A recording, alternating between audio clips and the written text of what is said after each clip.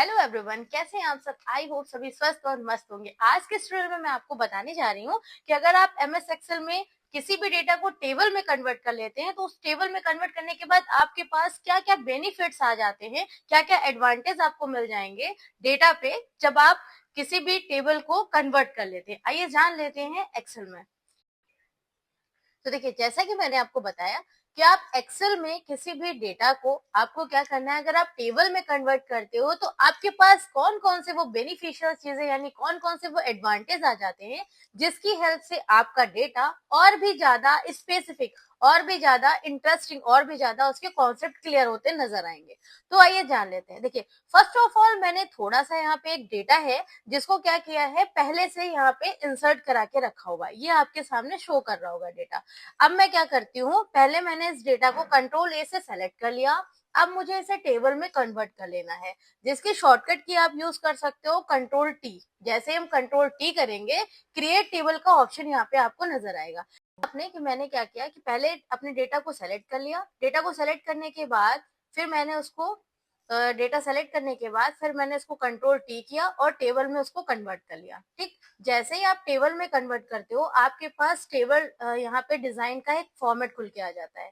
अब इस फॉर्मेट की हेल्प से आप क्या क्या चीजें कर सकते हो। देखिए, फर्स्ट ऑफ ऑल पहला तो ऑप्शन आपको एक ये नजर आ रहा होगा, अगर आपने पहले से यूज किया है कि फिल्टर का, तो फिल्टर वाला ये देखिए जो आइकन है ये पहले ही बन के आ जाता है। जैसे ही आप डेटा को टेबल में कन्वर्ट करते हो आपके सामने इस तरीके से फिल्टर का एक जो आइकन है वो कन्वर्ट होकर के आ जाता है, जिसकी हेल्प से आपको क्या करना है कि पर्टिकुलर किसी भी ऑप्शन का आपको सिर्फ डेटा चाहिए कि मुझे लग रहा है कि मुझे सिर्फ आकाश का डेटा चाहिए, कोई भी एम्प्लॉय ऐसा है, या मुझे सिर्फ पर्टिकुलर किसी चीज का डेटा चाहिए, बस उसी को हम सेलेक्ट करके ओके करेंगे, बस उन्हीं का डेटा आएगा, बाकी सारी चीजें हाइड हो जाएंगी। और यही से हम सबको अगर सेलेक्ट ऑल कर देंगे तो सभी का डेटा यहाँ पे शो करेगा। तो वो तो फिल्टर वाले ऑप्शन का अगर आपने पहले से यूज किया होगा तो वो ऑप्शन आपको क्लियर होंगे।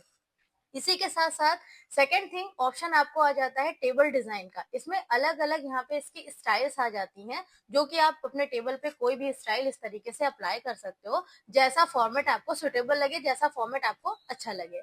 इसी के साथ साथ नेक्स्ट ऑप्शन जो आपको मिलता है वो मिलता है लास्ट कॉलम है, हेडर है, टोटल रो। अगर मुझे इन सभी का टोटल चाहिए हो तब आप क्या करोगे, बस एक ही बार आपको क्लिक करना है। अगर मुझे इसका टोटल चाहिए होगा बस टोटल रो पे आप क्लिक कर दोगे, इन सभी का टोटल एक साथ आपको शो करेगा। ठीक, अब टोटल के साथ साथ आप देखोगे कि यहाँ पे और भी ऑप्शंस आपको मिल जाएंगे साइड में। जैसे ही आप टोटल वाले ऑप्शन पे क्लिक करके साइड में क्लिक करोगे, देखोगे यहाँ पे आपको इसका एवरेज निकालना है, काउंट करना है, नंबर्स काउंट करने, मिनिमम मैक्सिमम फाइंड करना है, सम करना है। वो मोर देखा कि यहाँ पे वो सारे फंक्शंस भी हम यहाँ पे डायरेक्ट अप्लाई कर सकते हैं, वो सारे ऑप्शंस यहीं पे आपको मिल जाते हैं।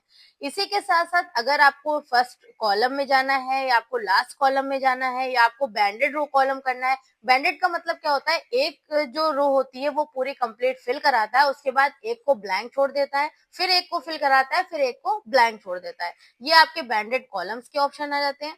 बैंडेड रो में क्या करता है, एक रो पे आपका स्टाइल दे देगा, एक रो को ब्लैंक छोड़ देगा, वो होता है बैंडेड रो और बैंडेड कॉलम का मतलब हो जाता है। इसी के साथ साथ अगर आपको यहाँ पे यूज करना है इंसर्ट स्लाइसर का, तो वो भी आप यूज कर सकते हो यहाँ से, अगर आपने टेबल में डेटा को कन्वर्ट कर रखा है। इसमें स्लाइसर का यूज क्या हो जाएगा, जैसे मान लीजिए मुझे पर्टिकुलर पर्सन का नेम फाइंड करना है, मैंने नेम वाले ऑप्शन पे गए और मैंने यहाँ पे चेक किया और इसको ओके कर दिया। अब जितने भी पर्सन्स के यहाँ पे नेम है वो देखिए डायरेक्टली सारे नेम आपको एक्सेस होके अलग ही मिल जा रहे हैं। यहाँ पे आपको डबल डबल नेम शो कर रहे थे और इस जगह पे आपको जिस भी पर्सन का डेटा चाहिए, बस आपको जैसे अमित का डेटा चाहिए आपने अमित वाले पे क्लिक किया, देखिए सिर्फ अमित का डेटा आ गया। नमन का डेटा चाहिए, सिर्फ आपने नमन वाले पे क्लिक किया और सिर्फ नमन का डेटा शो कर रहा है। इस तरीके से आप स्लाइसर का यूज करके किसी भी चीज का डेटा आसानी से फाइंड करके बता सकते हो कि इसमें इसका यूज कहाँ पे और क्या क्या यूज दिया गया है। तो टेबल डिजाइन में देखिए इतनी सारी चीजें, आप किसी भी चीज को पाइवट टेबल में कन्वर्ट करके उसको समराइज करके वो भी ऑप्शन यहाँ पे दिया गया है। पाइवट टेबल में भी वो कन्वर्ट कर सकते हो, आपको न्यू वर्कशीट में चाहिए, एग्जिस्टिंग वर्कशीट में चाहिए, वो भी सारे ऑप्शंस यहाँ पे आपको टेबल में कन्वर्ट करने के हिसाब से सारी चीजें वहां पे मिल जाती हैं। तो तो ये सारी चीजें जो हैं वो आपकी टेबल डेटा से रिलेटेड है, जो सारे ही ऑप्शंस आपको टेबल डिजाइन में डिजाइन करने पे आपको एक्सेल में प्रोवाइड किए जाते हैं।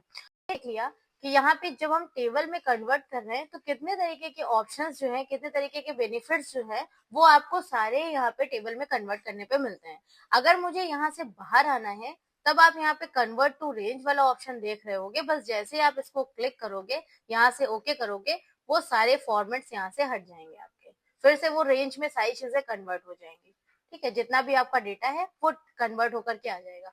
तो ये रहा आपका टेबल में कन्वर्ट करने पे ऑप्शन के क्या क्या बेनिफिट्स हैं आपको एक्सेल में, वो मैंने यहाँ पे इस वीडियो के माध्यम से बताया। अगर आपको वीडियो पसंद आई हो तो प्लीज लाइक सब्सक्राइब शेयर जरूर करिएगा और चैनल के साथ जुड़े रहिएगा। ऐसे ही मैं एक एक करके और भी कॉन्सेप्ट आपके क्लियर कराती रहूंगी, जिससे आपके सारी चीजें क्लियर होती जाएंगी। Thanks for watching, thanks for supporting, thank you so much, have a nice day, good day, thank you.